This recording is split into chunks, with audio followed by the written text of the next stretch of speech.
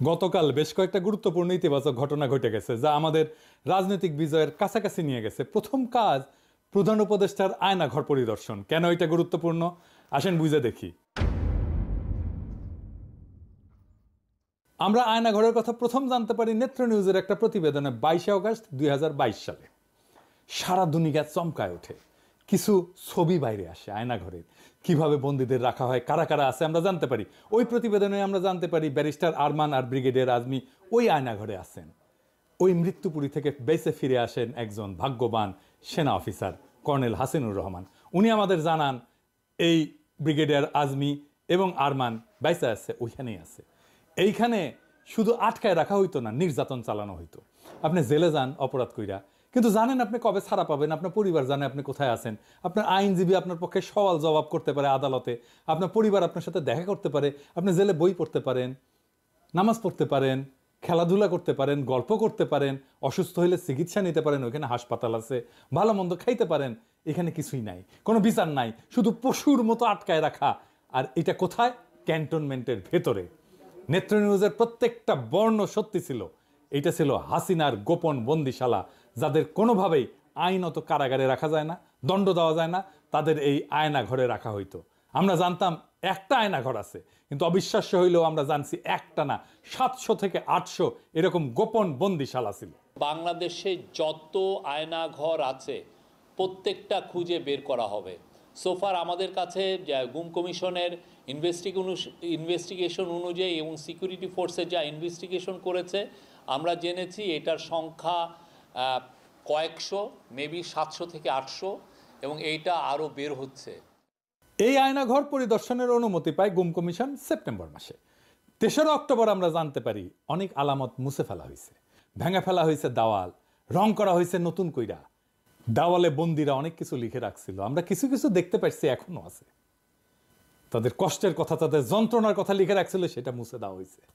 জানুয়ারি মাসের 19 তারিখ সিদ্ধান্ত হয় প্রধান উপদেষ্টা যাবেন পরিদর্শন আয়না করে। তারিখ ঠিক হয়েছিল 3রা ফেব্রুয়ারিতে পরিদর্শন হবে, কিন্তু সেইটা স্থগিত হয়। 5ই ফেব্রুয়ারিতে নেত্র নিউজই জানায় আর্মির চাপে এই পরিদর্শন হচ্ছে না। সংবাদে ছাপা ওয়াকারুজ্জামান বহু আকাঙ্ক্ষিত এই শক্ত গুরুত্বপূর্ণ কাজটা করতে প্রধান উপদেষ্টাকে বাধা দিছে। এখনো সে গুম খুন নির্যাতনকারী ডাকাত প্রকৃতির দুর্বৃত্ত সেনা কর্মকর্তাদের পক্ষ নিয়ে প্রফেসর ইউনূসের সরকারের উপর নানা ধরনের বেআইনি এবং অন্যায্য অন্যায় চাপ সৃষ্টি করে যাচ্ছে এবং ভয়ভীতি দেখাচ্ছে। আয়নাঘরের বন্দি আজমি সাহেবকে ডেকে নিয়ে গেছিল ওয়াকার সাহেব, বলছিল স্যার এটা নিয়ে কথা বললেন না, আর্মির বদনাম হবে। আপনার কি দরকার স্যার, আপনি বলেন। তারপরে একটা কাজ করা হয়েছিল, জাতিসংঘের সাপোর্ট আনা হয়েছিল, আর্মি চিফ যেন এই চাপ অনুভব করে সেনাপ্রধানের সাথেও দেখা করছিল, কাম হয় নাই। টিএফআই যে আয়নাঘর ছিল ওইখানে প্রসিকিউশন টিম ভিজিট করতে গেছিল কিছুদিন আগে। যেদিন যায় সেদিন সেখানে একটা বালতিতে 5টা তাজা শক্তিশালী টাইম বোমা রাখা ছিল। প্রসিকিউশন টিমের একজনের চোখে ভাগ্যক্রমে বাড়ায় থাকা একটা তার চোখে পড়ে, তাই কোনো দুর্ঘটনা ঘটার আগেই সেই বোমাগুলোকে নিষ্ক্রিয় করা হয়। এতই শক্তিশালী ছিল সেই বোমা যে পুরা বিল্ডিং উড়ে যাইত। আল্লাহর কি কাম, হাসিনার বক্তিমা মারার ইচ্ছা হইল, পাবলিকে গেল খেইপা। 5ই ফেব্রুয়ারিতে 32 নম্বরে চালানো হইল বুলডোজার, চুরমার করে দেওয়া হইল 32 নম্বর আওয়ামী লীগের তীর্থভূমি। আমি বলছিলাম এখন প্রধান উপদেষ্টাকে আয়নাঘর পরিদর্শন করতে হবে। 6 তারিখে সিদ্ধান্ত হইল তিনি যাবেন, সেটা বাস্তবায়ন হইল। তাহলে বুঝতে পারছেন 5ই ফেব্রুয়ারিতে 32 নম্বরে বুলডোজার চালানো কত বড় রাজনৈতিক বিজয় ছিল। ওয়াকারুজ্জামান পিছায় গেছিল, সে বাধ্য হয়েছে জনতার চাপে পিছু হটতে। এইখানে সামি আলাপ তুলছে আল জাজিরার এক একটা ইউনিট আলাদা আলাদা, তাই আল জাজিরার তানভীর আছে, কিন্তু সামির ইউনিটকেও ডাকা হয় নাই। এটা একটা অপরাধ হয়েছে, অন্যায় হয়ে গেছে, মহা অপরাধ হয়েছে। আর কি মায়ের ডাকে তুলিকে ডাকা হয় নাই, এটাও অন্যায় হয়েছে। এর জন্য নাকি দায়ী আদিলুর রহমান শুভ্রা, রেজনা হাসান। তুলি হইতেছে দুধ ভাত, আল জাজিরার 2 জনকে কেন ডাকা হয়নি, এটাই আসলে আসল ইস্যু। আচ্ছা এবার আপনারা বলেন আয়নাঘর নিয়ে আওয়ামী লীগেররা কি বলতেছে? বলতেছে কেন 6 মাস লাগলো ভিজিট করতে, বলতেছে না এটা এই সময় বানানো হয়েছে, বলতেছে না রং কেন নতুন, এটা বলতেছে না এটা নাটক, বলতেছে না। এখন বলেন এটা কোথায়? ক্যান্টনমেন্টে তো। কারা বাধা দিছে ভিজিটে? সেনাপ্রধান তো, তাই না? নেত্র নিউজে বলছে তো। আর জেনারেলরা বাধা দিছে, আলামত নষ্ট করছে ডিজিএফআই কারা থাকে? সেনা অফিসাররা থাকে, তার আন্ডারেই তো ছিল। তাহলে আজকের আলাপ কি হওয়া উচিত? আজকের আলাপ হওয়া উচিত ছিল সেনা প্রধানের অপসারণ, ঠিক কিনা বলেন? অন্তত সেনা প্রধানকে জবাবদিহি করতে বাধ্য করা। কিন্তু সামি আলাপ নিয়ে গেল কোথায়? আদিলুর রহমান আর রেজওয়ানা হাসানের পদত্যাগ। কোন জিনিসটা পলিটিক্যালি গুরুত্বপূর্ণ? ওয়াকারের সমালোচনা নাকি এই দুই উপদেষ্টার সমালোচনা, এমনকি পদত্যাগ দাবি করা? দুই উপদেষ্টা যদি আল জাজিরার আরেকটা ইউনিটকে না ডাইকা থাকে তাহলে তো খুব ঠিক কাজ করছে। আপনারাই বলেন, আর একজনকে নেওয়ার যদি স্পেস থাকতো, আর একটা সাংবাদিককে, আর একটা সংবাদ মাধ্যমকে, তাহলে আল জাজিরার আরেকটা ইউনিটকে না ডাইকা এএফপিকে ডাকা উচিত ছিল না? এই এএফপির ইন্টারনেট কানেকশন ইউজ করে ইন্টারনেট ছাড়া অবরুদ্ধ বাংলাদেশে গণহত্যার খবর সবাইকে জানাতে পারছে দেশের বাইরে সবাই। এএফপির কি ভূমিকা ছিল ফ্যাসি বিরোধী লড়াই সেটা সবাই জানে। তাহলে কার হক বেশি, এএফপির নাকি আল জাজিরা, যাদের একজন আছে তারপর আরেকজনকে নিতে হবে? ন্যায্য বলে তো একটা বিষয় আছে। তুলিকে না হয় নাই, কারণ আগে সিদ্ধান্ত হয়েছিল ভিকটিমকে না হবে, ভিকটিমের ফ্যামিলি না। ভিকটিমের ফ্যামিলি না হলে তুলির নাম এক নম্বরে থাকতো। কিন্তু তুলি তো স্বামীর ইস্যু না, তুলির কথা আনছে তার নিজের দাবিটাকে স্ট্যাবলিশ করার জন্য। তুলি সম্পর্কে বলি, তুলি মায়ের ডাক সংগঠনকে নিয়ে এক অভাবনীয় প্রতিরোধ গড়ে তুলছিল হাসিনা রেজিমের বিরুদ্ধে। সেটা বাংলাদেশের ফ্যাসি বিরোধী লড়াইয়ের ইতিহাসে স্বর্ণাক্ষরে লেখা থাকবে। আমি তুলিকে প্রধান উপদেষ্টা বিশেষ সহকারী করার কথা বলছিলাম সেই অগাস্ট মাসে। আমার সেই প্রস্তাব এখনো আছে, তুলিকে বিশেষ সহকারী করতে হবে প্রফেসর ইউনূসের। তবে ইমিডিয়েটলি তুলিকে আইন মন্ত্রণালয়ের অধীনে যে হিউম্যান রাইটস কমিশন আছে তার কমিশনার নিয়োগ দেওয়া হোক। এটা ইমিডিয়েটলি 1 সপ্তাহের মধ্যে করা হোক। তুলিকে আমাদের দ্রুত কাজে লাগাইতে হবে, সে আমাদের সম্পদ এবং আমরা সবাই তুলিকে ভালোবাসি।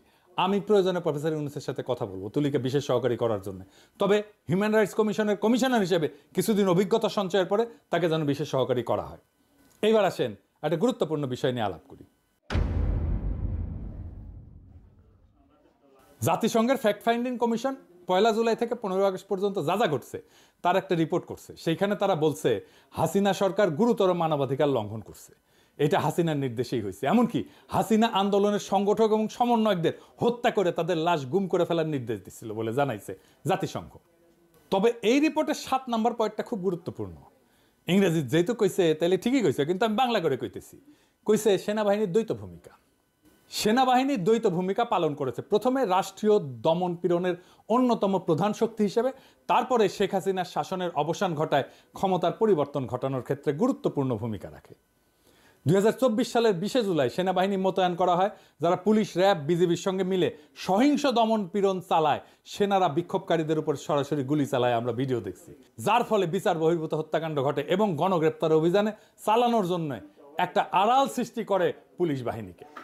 প্রাক্তন সিনিয়র কর্মকর্তাদের সাক্ষ্য অনুযায়ী সেনাবাহিনী হত্যাকাণ্ড সম্পর্কে অবগত ছিল এবং এটা প্রতিরোধের কোনো পদক্ষেপ নেয়নি।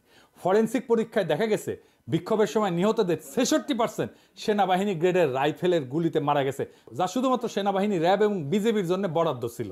নিরস্ত বিক্ষোভকারীদের উপর আর্মার পিয়ার্সিং গুলি, মানে বর্ম পড়া থাকলেও যেটা ফুটা করে ঢুকে যাবে, এরকম গুলি ব্যবহারের প্রমাণ পাওয়া গেছে, যা পুলিশের বা সাধারণ নাগরিকদের কাছে থাকার কথা না। ফরেনসিক এবং ব্যালিস্টিক বিশ্লেষণে নিশ্চিত করছে যে নিহতদের শরীরে পাওয়া গুলির উৎস সেনাবাহিনীর অস্ত্রাগার। আগস্টের শুরুতে সেনাবাহিনীর অভ্যন্তরে অসন্তোষ বাড়তে থাকে, বিশেষ করে জুনিয়র অফিসারদের মধ্যে, যারা বেসামরিক নাগরিকদের উপর গুলি চালাতে অস্বীকৃতি জানায়। 5ই আগস্ট যখন লক্ষ লক্ষ বিক্ষোভকারী ঢাকার অভিমুখে যাত্রা করে, তখন সেনাবাহিনী এবং বিজিবি বাধা না দিয়ে সরে দাঁড়ায়। এর ফলে শেখ হাসিনাকে সশস্ত্র বাহিনীর একটা হেলিকপ্টারে করে ঢাকা থেকে সরায় নেওয়া হয়, যা কার্যত তার শাসনের অবসান ঘটায়।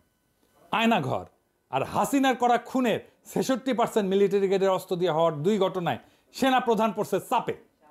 এখন সেনা প্রধানকে বাঁচাইতে আসছে, স্বামী আসছে বাঁচাইতে। সেনা প্রধান আর ডিজিএফআইয়ের এখন একটা আড়াল দরকার ছিল, যার পিছনে সে লুকাইতে পারে। স্বামী একটা তুচ্ছ বিষয় নিয়ে সেনা প্রধানের দায়কে আড়াল করে দিল। যেই সময় সবচেয়ে বেশি সমালোচনা হওয়া উচিত ছিল আয়নাঘর আর মিলিটারি গ্রেডের অস্ত্র দিয়ে গুলি করে বিক্ষোভকারীদের হত্যা করার সেনা প্রধানের ভূমিকা নিয়ে, সেই সময় দাবি করা হচ্ছে আদিলুর রহমান শুভ্র আর রেজওয়ানা হাসানের পদত্যাগের। কারণ আল জাজিরার শুধু একটা ইউনিটকে ডাকা হয় নাই। এই প্রসঙ্গে আমার একটা মজার একটা কৌতুক মনে পড়লো, স্বামী কিছু মনে করেন না। এক ছোট বাচ্চা শার্ট কিনবি, তো বাপে কইছে বাবা শার্ট কিনবো। তো বাপ কইছে যে বাবা আমি তো যাইতে পারবো না, তোমাকে টাকা দিলে তুমি কিনতে পারবা। হ্যাঁ কিনতে পারবো। 100 টাকা দিছে, বলছে দোকানদাররা কিন্তু খুব খারাপ বুঝছাও, তুমি যে দাম চাইবে না তার অর্ধেক বলবা। তো বলছে আচ্ছা ঠিক আছে বলবো। দোকানে গেছে, শার্ট পছন্দ হয়েছে, দাম চাইছে। কত দাম? বলছে 100 টাকা দাম। তো বলছে 50 টাকায় দেবেন? তো বলছে আচ্ছা ঠিক আছে তুমি 50 টাকাই দাও। বলছে আচ্ছা বাবা তুমি 25 টাকাই দাও। 12.5 টাকায় দেবেন? তখন বলছো বাবা তোমার পয়সা দিতে হবে না, তুমি এমনি এমনি নিয়ে যাও। তাহলে আমাকে 2টা শার্ট দিতে হবে। মানে এমনি এমনি দিলেও 2টা শার্ট দিতে হবে। এই হইতেছে সামির আবদার। আল জাজিরার 2 জনকে নিতে হবে, একজনকে ডাকলে হবে না। আপনার অ্যাক্টিভিজমের একটা গুরুত্ব আছে, আপনি একটা কিছু বললে দেশের মানুষ গুরুত্ব দেয়, তাই এই শক্তিকে আপনি দিছিলেন না একজন, কি মনে আছে নিশ্চয়ই, কিন্তু আপনি যার নাম রিকমেন্ড করছিলেন ওনার নাম আপনি রিকমেন্ড করতে পারেন না। এটারে বলে কনফ্লিক্ট অফ ইন্টারেস্ট। এজাজ ভালো ছেলে, দক্ষ আর উদ্যমী ছেলে, ফ্যাসিবাদের বিরুদ্ধে লড়াই করা ছেলে, একজন সলিড ছেলে, ওরে আপনি যে ডিসক্রেডিট করলেন, ও কাজ করার উৎসাহ পাবে, ওর মনটাই তো ভেঙে দিলেন প্রথমে শুরুতে। বিশ্বাস করেন, এজাজের জায়গায় যদি আমি হইতাম না, আমি জয়েনই করতাম না। শুভ্র ভাইয়ের জায়গায় যদি আমি হইতাম, আমি স্ট্যাটাস দেওয়ার 5 মিনিটের মধ্যে পদত্যাগ করে দিতাম। দুর্বল করলাম না তোর উপদেষ্টাগিরি। সত্যি করে বলেন তো, এজাজকে কি আপনি চিনেন যে সে কি কি করে? প্রফেসর ইউনূসের সরকারের অনেক দুর্বলতা আছে, ব্যর্থতা আছে, কিন্তু এটা তো আপনার শত্রু সরকার না। আমাদের সরকারের সমালোচনা করতে হবে, আমি মানা করতেছি না, কিন্তু সমালোচনার লক্ষ্য হবে সরকারকে যেন গতিশীল করা যায়, সরকারকে যেন বিপ্লবী চরিত্র ধারণ করতে সাহায্য করা যায়। 5ই ফেব্রুয়ারির পরে যে নতুন সুযোগ তৈরি হয়েছে, সেই সুযোগকে আমাদের কাজে লাগাইতে হবে, যেন আমরা ফ্যাসিবাদের অবশেষকে আরো বেশি দূর করতে পারি। প্রফেসর ইউনূসের সরকারের অদক্ষতা আছে, কিন্তু আন্তরিকতায় কোনো ঘাটতি নাই। আমি সবাইকে আহ্বান জানাবো, সরকারকে শক্তি যোগান, সরকারকে দুর্বল কইরা তার মনোবল ভেঙে দেওয়ার চেষ্টা করবেন না। অনেক সমস্যা আছে আমাদের সামনে। পরিশেষে ভলকার তুর্কের কথায় আসি। উনি বলছেন কোন রাজনৈতিক দলকে নিষিদ্ধ করা উচিত না। ইংরেজি যেহেতু কইছেন, ঠিকই কইছেন তাইলে। তবে আওয়ামী লীগ তো রাজনৈতিক দল না, ওইটা একটা মাফিয়া সংগঠন। ওরে আমরা নিষিদ্ধ করব না, আর না, অবশ্যই না, আমরা নিষিদ্ধ করার লোকই না, আমরা অত খারাপ লোক না। ওরে আমরা নিশ্চিহ্ন করে দেব ইনশাল্লাহ। ইনকিলাব জিন্দাবাদ।